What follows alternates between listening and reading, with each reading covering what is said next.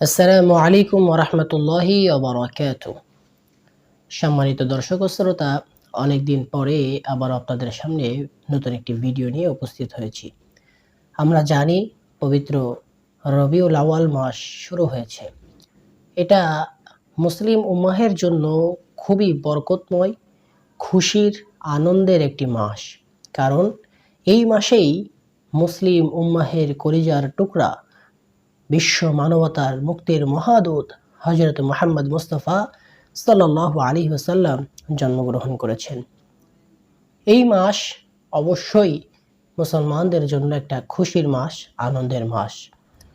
প্রথমেই একটা কথা আপনাদেরকে জানিয়ে দিই, মিলাদুন নবী এর শুরুতে ঈদ শব্দটা লাগানোর পক্ষে আমি না। অর্থাৎ আমাদের কওমি উলামায়ে কেরামের মতামত, ঈদে মিলাদুন নবী বলা যাবে না, এই দিনটাকে ঈদ ধরা যাবে না। কারণ আপনি যে কোনো কাজ করবেন আপনার শরিয়াতের ভিতরে থেকে করতে হবে, শরিয়াতের বাইরে গিয়ে কোনো কাজ আপনার করা যাবে না। সুতরাং শরিয়াত আমাদেরকে দুইটা ঈদ দিয়েছেন, সেই দুইটা ঈদকে রেখে তৃতীয় কোনো ঈদ আমরা গ্রহণ করতে পারি না। কিন্তু যেহেতু এই মাসে আমাদের নবীর জন্মদিন অর্থাৎ মিলাদুন নবী, সুতরাং আমরা মিলাদুন নবী বলবো, আমরা ঈদে মিলাদুন নবী না বলি। কওমি উলামা ইকরাম মিলাদুন নবীকে পালন করা, মিলাদুন নবী একটা আনন্দের খুশির দিন, এই আনন্দকে প্রকাশ করা, ভাগাভাগি করার বিপক্ষে নয়।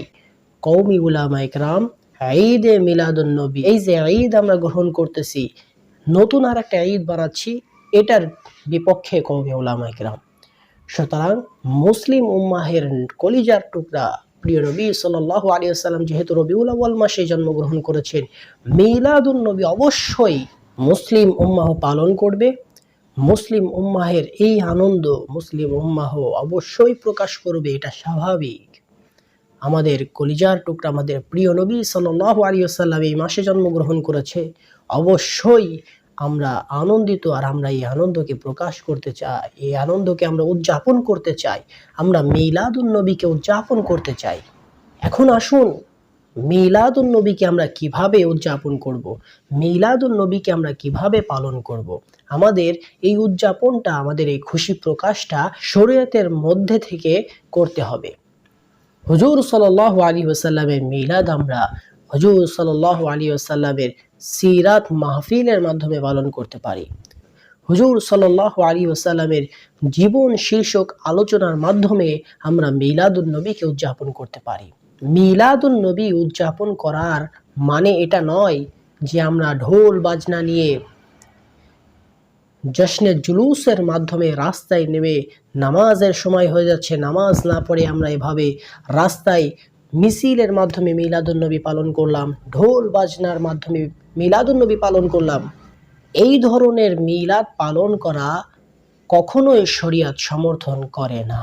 সিরাত মাহফিলের মাধ্যমে আমরা রাসূলুল্লাহ সাল্লাল্লাহু আলাইহি ওয়াসাল্লামের মিলাদকে উদযাপন করতে পারি। শুধুমাত্র 12ই রবিউল আউয়াল নয়, গোটা রবিউল আউয়াল মাস জুড়ে আমরা হুজুরের মিলাদ উদযাপন করব, আমরা রাসূলের মিলাদের খুশি প্রকাশ করব, গোটা রবিউল আউয়াল মাস জুড়ে, একটা দিনের জন্য নয়।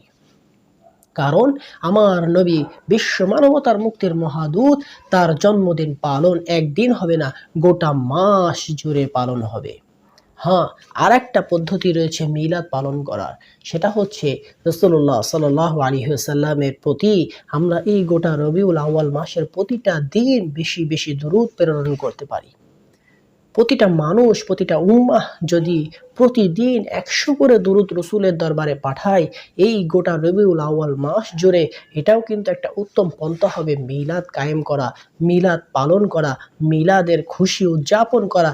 যে ইয়া রাসূলুল্লাহ, দেখেন আমরা আপনার প্রতি ভালোবাসা, আপনার জন্মের এই খুশি উপলক্ষে আপনার দরবার, আপনার রওজা মুবারকে প্রতিদিন দেখেন কত শত শত লক্ষ লক্ষ কোটি কোটি দুরূদ পৌঁছাইতেছি। এটাও একটা উত্তম পন্থা হতে পারে। তা না করে আমরা বর্তমানে কি করি, আমরা শুধুমাত্র 12ই রবিউল আউয়ালে ঈদে মিলাদুন নবীর নাম দিয়ে তাজিয়া মিছিল বের করি, জশ্নে জুলুসের নামে মিছিল বের করি, ঢোল বাজনা এভাবে আমরা জশ্নে জুলুস করি। এটা এই ধরনের মিলাদ পালন করা কোনো সাহাবী করেছে, কোনো তাবী করেছে, কোনো তাবে তাবিন করেছে, ইমাম মুসলিম করেছেন, ইমাম বুখারী করেছেন, নাসাই, আবু দাউদ, তিরমিজি, কোন উলামায়ে কেরাম এই ধরনের মিলাদ পালন করেছে, এটা কি কেউ দেখাতে পারবেন? তারা তো অবশ্যই আমাদের থেকে নবীজিকে বেশি ভালোবাসতেন, নবীজির সিরাত সম্পর্কে বেশি ভালো জানতেন, নবীজির মিলাদ সম্পর্কে বেশি ভালো জানতেন। তাহলে কেন আমাদের বর্তমানে এই পদ্ধতি অনুযায়ী তারা মিলাদকে উদযাপন করেন নাই, মিলাদ পালন করেন নাই, নবীজির এই মিলাদকে কেন পালন করেন নাই? তারা তো আমাদের থেকে বেশি ভালোবাসতেন নবীজিকে। তার মানে বোঝা গেল বর্তমান যে রীতি রয়েছে ঈদে মিলাদুন্নবী নাম দিয়ে যে সমস্ত কর্মকাণ্ড করা হয়, এটা আদৌ শরীয়ত সমর্থিত নয়, এটা আদৌ ইসলাম সমর্থিত নয়, ইসলাম বহির্ভূত কাজ। সুতরাং ইসলাম বহির্ভূত, শরীয়ত বহির্ভূত কোনো কাজ করে আমরা এই পবিত্র একটা মাসকে, মুবারকময় একটা মাসকে আমরা কলঙ্কিত করতে চাই না। বরং আমরা মিলাদুন্নবী পালন করব শরীয়তের ভিতরে থেকে। আমরা আমাদের আবেগ, ভালোবাসা সর্বোচ্চটা দিয়ে আমরা সিরাত মাহফিলের মাধ্যমে, বেশি বেশি দুরূদ পাঠের মাধ্যমে আমরা মিলাদ পালন করব। আল্লাহ তাআলা আমাদের সকলকে তৌফিক দান করেন। আসসালামু আলাইকুম ওয়া রাহমাতুল্লাহি ওয়া বারাকাতুহু।